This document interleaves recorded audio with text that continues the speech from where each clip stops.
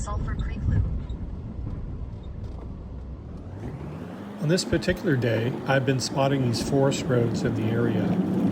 I assume they were old logging roads, as I can see them winding in different angles into the forest from the highway. At this point, I turned down this road called Sulfur Creek. It was completely unplanned, just a random twist, I guess, to see where it might lead.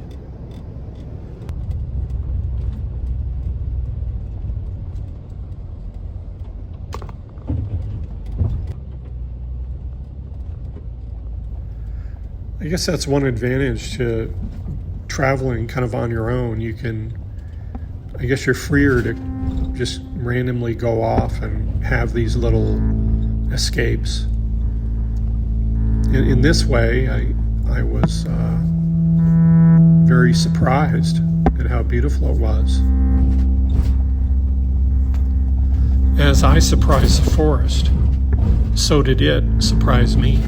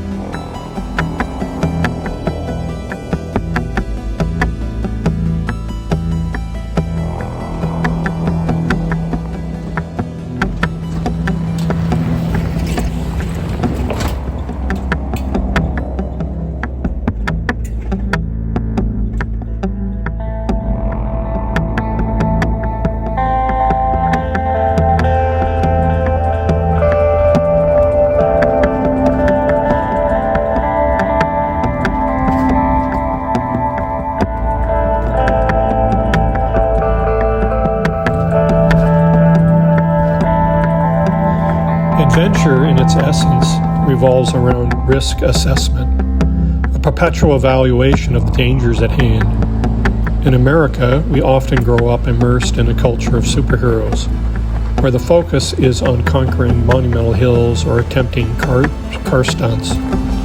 However, in the world of adventuring, it's quite the opposite. The ultimate challenge lies in ensuring safety, particularly when you find yourself exploring alone, as you will shortly hear. I'm not the best at that.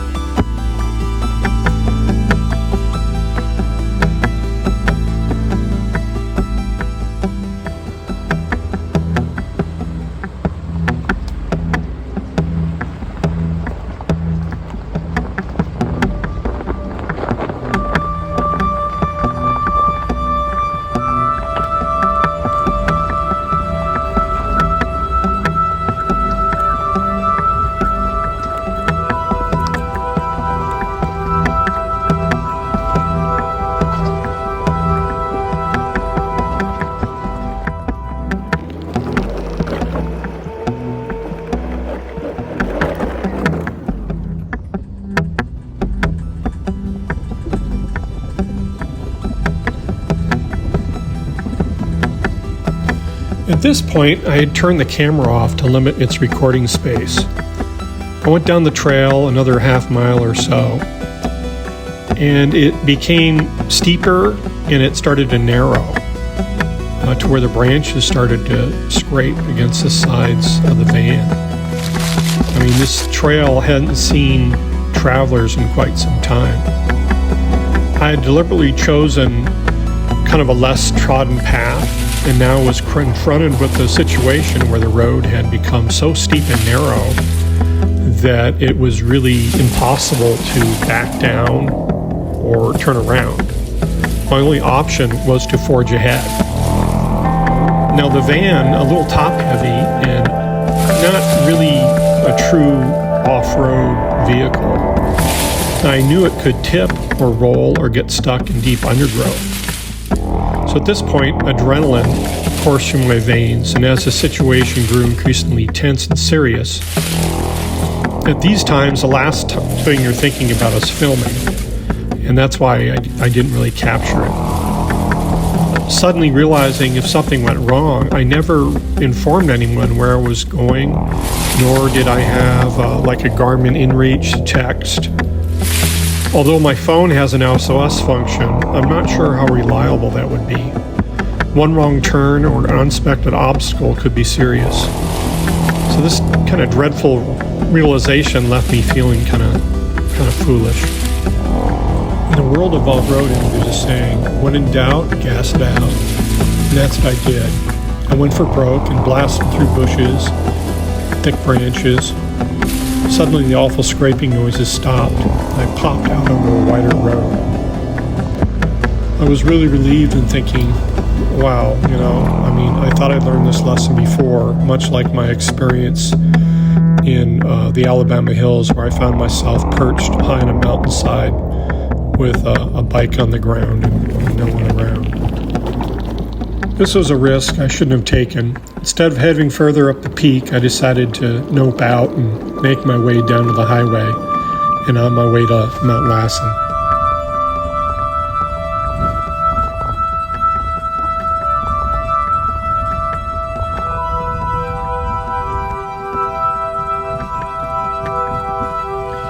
In a way, this desire for exploration was the very reason I embarked on this journey. When I shared the idea with family and friends, none of them had the time or the inclination to join me. I could have easily chosen the safe route and stayed at home, with plenty of excuses to justify it. What would I discover by venturing out alone? In fact, my inclination to always have company around was so well known to my wife. She would playfully tease me, suggesting that if I were to pass away, all my friends should be piled on top of me. Perhaps it's a misinterpretation from her Spanish-speaking origins, but I got the message. Like an ancient Egyptian, I should be buried with my most cherished possessions, which in my case were my relationships, friendships, and companionships. I found an interesting quote from Hunter S. Thompson, where he wrote, "We are all alone, born alone, die alone. And in spite of true romance magazines, we shall all someday look back on our lives and see that, in spite of our company, we were all alone the whole way. I do not say lonely, at least not all the time, but essentially and finally alone. This is what makes your self-respect so important. And I don't see how you can respect yourself if you must look into the hearts and minds of others for your happiness." Bigfoot could definitely live around here. Almanor. Fires must have really devastated this area. It's been miles and miles of burned forest,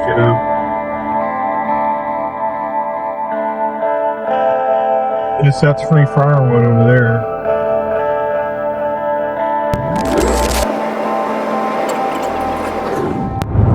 Almanor, looks like it was real devastated by the wildfires.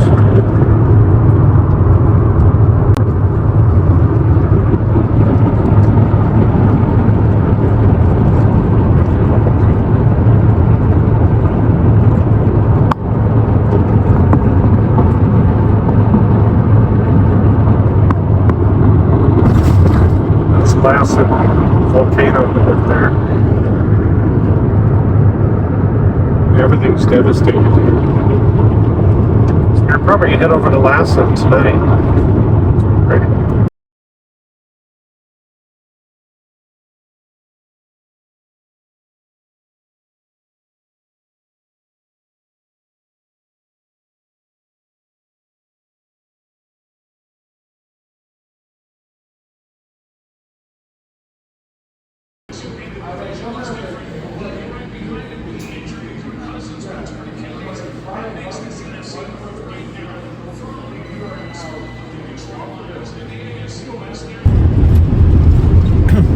some guys just passed me rolling coal.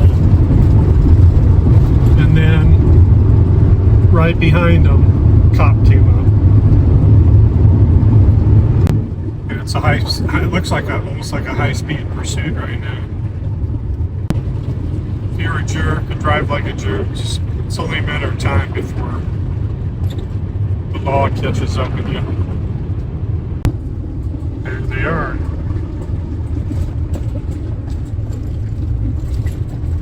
Looks like I found a campsite. Ooh, look at that. Even got a fire ring. And I'm way out in the middle of nowhere. If you look at here,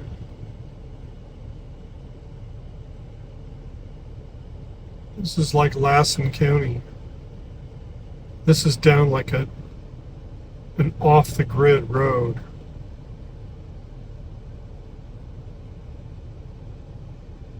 It's not even marked, it's just all dirt. Pretty rough at that, but it'll make for good camping tonight.